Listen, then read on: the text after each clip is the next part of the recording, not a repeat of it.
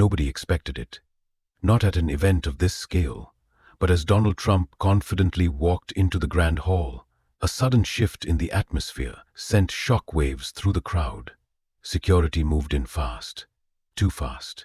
The event was already buzzing with energy, filled with high-profile guests, politicians, and business elites. Cameras flashed, people whispered, and all eyes turned toward Trump as he made his entrance. Dressed in his signature suit, he walked with his usual confidence, greeting attendees with a firm handshake and a slight nod. Then, out of nowhere, a group of security officers rushed forward, their expressions tense. "Sir, we need you to stop right there," one of them said, stepping directly into Trump's path. A stunned silence fell over the room. Guests exchanged confused glances. Even Trump himself, known for his unshakable demeanor, hesitated for a split second. Nobody had ever seen this happen before. The lead officer placed a firm hand on Trump's shoulder, as if preventing him from moving forward. The tension in the air was thick enough to cut with a knife. Secret Service agents nearby instinctively tensed, ready to react. "What's going on?" Trump asked, his voice calm but firm. But security didn't answer immediately. Instead, they whispered among themselves, their movements unusually coordinated. It wasn't a mistake. This was intentional. The audience held their breath. What was happening? Was this an act of defiance, a breach in protocol, or was something much bigger unfolding right before their eyes? No one knew it yet, but the ending of this moment would go down in history. The atmosphere grew heavier as security officers formed a semicircle around Donald Trump. Whispers rippled through the crowd, uncertainty gripping every guest in the grand hall. Cameras continued flashing, capturing what was quickly becoming an unprecedented moment. Trump's expression remained firm, but the flicker of curiosity in his eyes was unmistakable. He had been in countless high-profile events, but never had he been stopped like this. The lead security officer, a tall man with a rigid posture, exchanged glances with his team before speaking again. "Sir, you need to come with us." His voice was steady, but there was an urgency beneath it, something unspoken yet undeniable. For the first time, murmurs turned into gasps. Journalists in the back clutched their microphones, their eyes widening in disbelief. Was this a breach? An arrest? Even Trump's closest allies looked unsure of what was happening. The Secret Service agents who had been standing guard moved closer, their hands hovering near their holsters, prepared for any scenario. "I don't think so," Trump responded, his voice unwavering. "Not until someone tells me exactly what's going on." The officer didn't waver, but he also didn't explain. Instead, his earpiece crackled with the transmission, and he nodded slightly, as if confirming something no one else could hear. A moment passed, thick with tension. Trump's longtime friend and advisor, standing just a few feet away, took a step forward. "What the hell is this? You don't just pull something like this without an explanation." His voice carried through the hall, fueling the suspense, but security didn't budge. Trump's gaze locked onto the officers. It was no longer just a standoff. It was a moment in history unfolding before everyone's eyes. The grand hall felt like it had frozen in time. Every eye was locked on the scene, and the air was thick with unease. Trump, known for his commanding presence, stood his ground, his expression unreadable. His voice remained steady, but his gaze sharpened. "I don't like games. Either explain why you're stopping me or step aside." His words cut through the silence like a blade, but the security team didn't flinch. The lead officer's grip on his earpiece tightened, listening intently to an unheard voice before giving a single nod. The room was on edge. A journalist in the front row dared to whisper, "Are they detaining him?" A woman clutched her pearls, while another guest's phone shook in his hands as he recorded the moment. The tension was suffocating. The Secret Service agents weren't backing down either, their bodies tense, their movements calculated. One agent, standing directly beside Trump, spoke low but firm.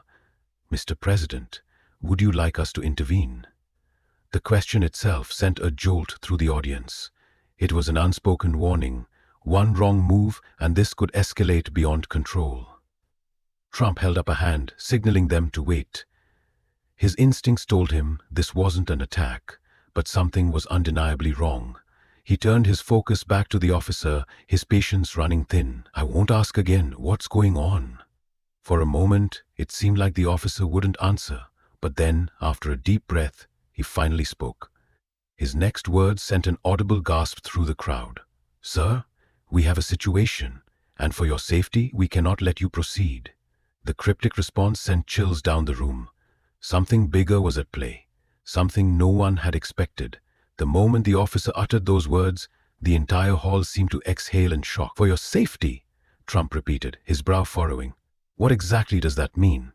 His voice, usually firm and commanding, now carried a trace of intrigue. The officer hesitated for a fraction of a second before leaning in slightly, lowering his voice. "There's been a security breach, sir. We have reason to believe you are the target." A stunned murmur rippled through the crowd.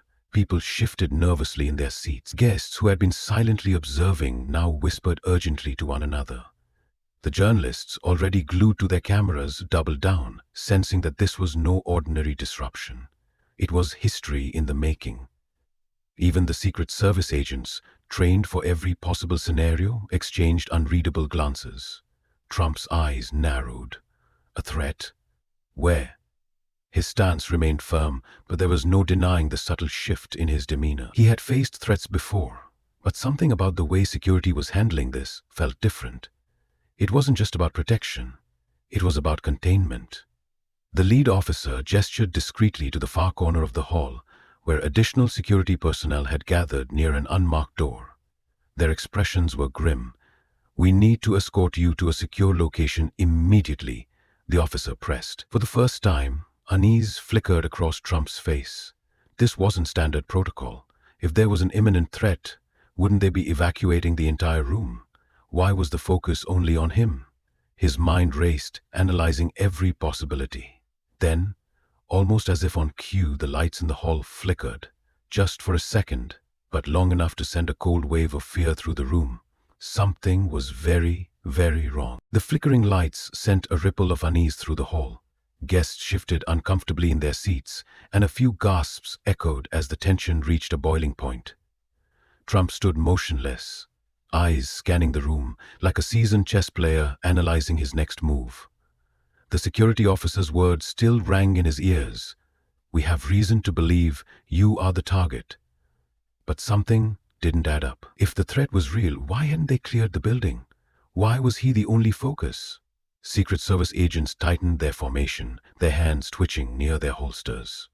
The lead officer's expression was unreadable, but his posture spoke volumes. He was waiting for something.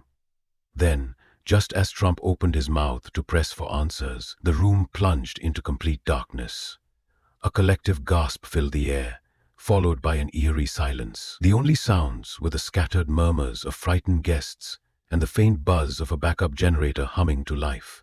Then, just as suddenly as the lights went out, they came back on. But the room was no longer the same. Trump's instincts kicked in immediately. His sharp eyes darted toward the stage, where a small, unnoticed side door now stood slightly open. It hadn't been like that before. Something had changed. His gaze snapped back to security, but their expressions remained the same, cold, unreadable. Then, a voice crackled through one of the officer's earpieces. Though muffled, Trump could make out a single chilling word. "Now." Before he could react, the security team moved in. This time, they weren't just blocking him, they were closing in. The audience watched in shock as Trump, for the first time, looked like a man caught in the middle of something bigger than himself. As soon as the word "now" crackled through the officer's earpiece, Trump sensed something wasn't right. His instincts, sharpened through years of navigating power and politics, screamed at him to move. But before he could act, the security team tightened their formation. Their eyes locked on him with an intensity that sent chills down his spine. They weren't just protecting him, they were controlling him. The audience, still in shock from the lights flickering, watched in stunned silence. No one dared move, but their expression said everything: fear, confusion, disbelief. The cameras, once flashing in excitement, were now held with trembling hands. Something historic was unfolding, and no one knew where it was heading. "Mr. President, step this way, now." The lead officer's voice was firm, almost mechanical, like he was following a script. But Trump wasn't a man who followed blindly. His gut told him to resist. He glanced at his Secret Service agents, expecting them to step in, but the hesitation was clear. Even they weren't sure what was happening. That's when he noticed it. The missing badge. The lead officer, the one giving commands, wasn't wearing his official credentials.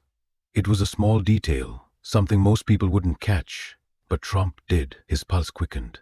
This wasn't protocol. This was something else entirely. The officer stepped closer, now inches from Trump. "Don't make this difficult, sir." The words sent a surge of adrenaline through Trump's veins. Difficult? Difficult for whom? He wasn't just facing a security measure, he was standing at the center of something much bigger, a power play in motion, and if he didn't act fast, he might not walk away from it. Trump's heart pounded, but his face remained unreadable. Years in politics had trained him to mask his emotions, but inside every alarm was blaring. He was being played. The missing badge, the flickering lights, the unmarked side door. This wasn't a security protocol. This was an operation. The officer took another step forward, his eyes locked onto Trump's. "Mr. President, this isn't a request." His tone was controlled, yet there was something unnervingly rehearsed about it. He wasn't acting alone. Trump glanced past him, scanning the room looking for someone, anyone, who wasn't frozen in confusion. His allies? His security? The audience? No one moved. They were waiting to see if he would comply. A journalist near the front gripped his microphone so tightly his knuckles turned white. A whisper ran through the crowd, spreading like wildfire. "Is this an arrest?" The word sent a shockwave through the room. Some gasped, others clutched their phones, recording what could become the most historic footage of the decade. Trump inhaled deeply, keeping his voice steady. "On whose authority?" His words cut through the tense air like a knife. The lead officer's lips barely moved as he responded. "You know exactly whose." Trump's stomach tightened. This wasn't just about him. It was bigger. But before he could react, something shifted in his peripheral vision. A Secret Service agent flinched. It was small, almost imperceptible, but Trump caught it. A hesitation, a crack in the act. And that's when Trump realized not everyone in this room was in on it. There was still a way out. If he played his next move right, he could flip the game. Time slowed as Trump analyzed his surroundings, every detail now a critical piece of a larger puzzle. The hesitation from the Secret Service agent, the missing badge on the lead officer, the open side door. This wasn't an ordinary security measure. This was a carefully orchestrated maneuver. The question was, who was pulling the strings? And more importantly, why? The murmurs in the crowd grew louder. People weren't just confused anymore. They were scared. Nobody knew what was about to happen, and that made it even more dangerous. Phones remained lifted, cameras rolling, capturing every second of what could be a historic moment. Trump knew he had to make a decision, and fast. He glanced at the Secret Service agent who had flinched. It was subtle, but his fingers twitched near his firearm. It wasn't aggression, it was uncertainty. That agent wasn't part of this. That was his opening. Trump made his move. He took a step forward, not backward. It was a bold, unexpected action that instantly threw the lead officer off balance. "You need to step aside," Trump said, his voice low but firm. "This isn't how it's going to happen." The officer's jaw tightened. He hadn't expected resistance. He had expected compliance. The crowd gasped as the officer reached for something at his waist. But before he could act, the Secret Service agent who had hesitated suddenly sprang into action, stepping between Trump and the so-called security team. His voice was sharp. "Sir, I need you to step back." But he wasn't talking to Trump. He was talking to the officer. The room erupted into chaos. Everything had just changed. The entire hall erupted in gasps and murmurs.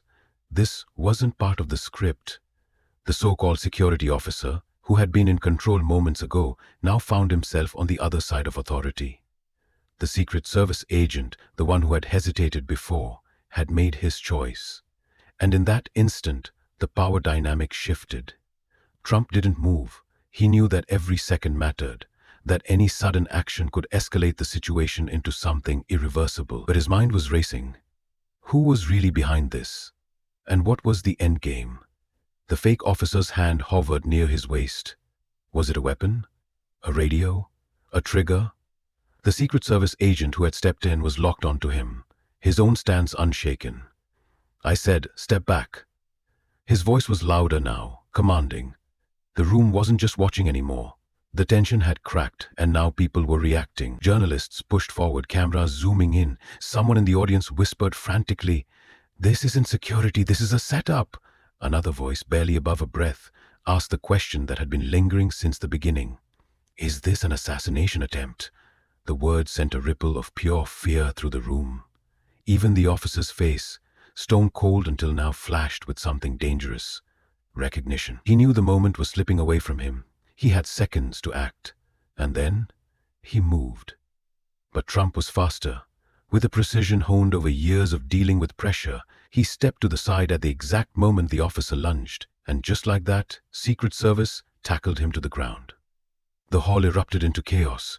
The moment the fake officer hit the ground, the entire hall erupted. Screams, shouts, the sound of chairs scraping against the marble floor. Chaos had broken loose. Secret Service agents moved swiftly, pinning the imposter down as another officer ripped the earpiece from his head. Trump stood still, unmoved, watching everything unfold like a chessboard where he had just made the winning move. Cameras flashed, journalists scrambled for answers, and the murmurs in the crowd turned into full-blown panic. The audience had just witnessed an attempted takedown of one of the most powerful men in the world, live, right in front of them. But Trump wasn't shaken. If anything, his expression was sharper than ever. The lead Secret Service agent turned to him, his voice urgent. "Sir, we need to move you now." Trump exhaled, but didn't respond immediately. Instead, he stepped forward toward the restrained man on the floor. The crowd hushed, watching in stunned silence. Why wasn't he leaving? With the weight of the entire room on his shoulders, Trump looked directly at the man who had just tried to take him down. His voice was steady, unwavering. "Who sent you?" The imposter clenched his jaw, his eyes burning with something between hatred and fear. He didn't answer. The silence stretched for a moment, thick, heavy, historic. Then Trump turned away. He had already won. As he finally walked out of the hall, escorted by his agents, the world knew one thing for certain. This moment would be replayed for decades. It wasn't just an attempted takedown, it was a warning, and history would never forget it.